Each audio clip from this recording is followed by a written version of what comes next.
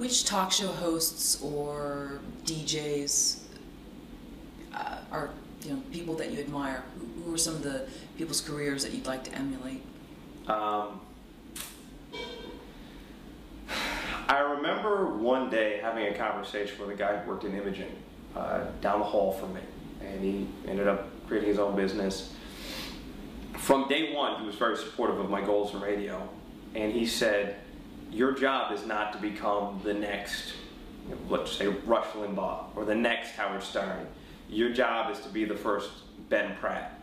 So I never really focused a lot on who I wanted to be like. There was people whose careers I respected, whose talent I respected. I mean, Rush Limbaugh, for one, enormously successful, very good at his craft, knows how to manipulate the audience in a way that he wants. He knows how to sell the show, and he knows how to make it profitable. And that's the business of radio.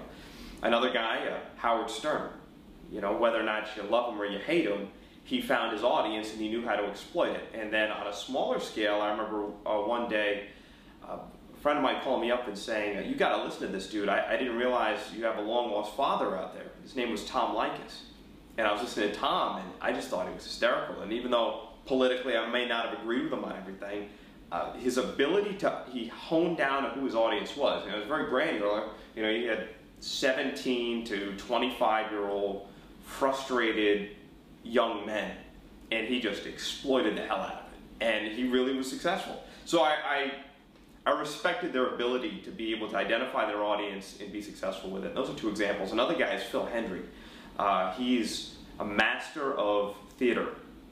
Radio back in the golden years, or I don't know, in television you have the silver screen, and radio, I don't really call it the golden era, but there was a lot of radio theater, and that's been lost. It's all about liners, it's all about fitting this cookie cutter, how many ears can we fill with this certain message, and that fits in that block, and we're going to fit this block, and it's all done by bean counters now. But back then it was about theater of the mind. It was all about creating an experience to help people escape. This was before television.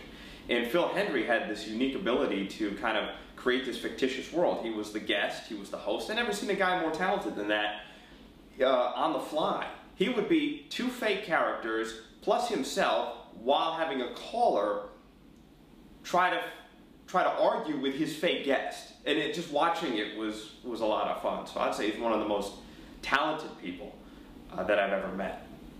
But there's a lot of great talent out there. It's just different genres. But those are some of the people.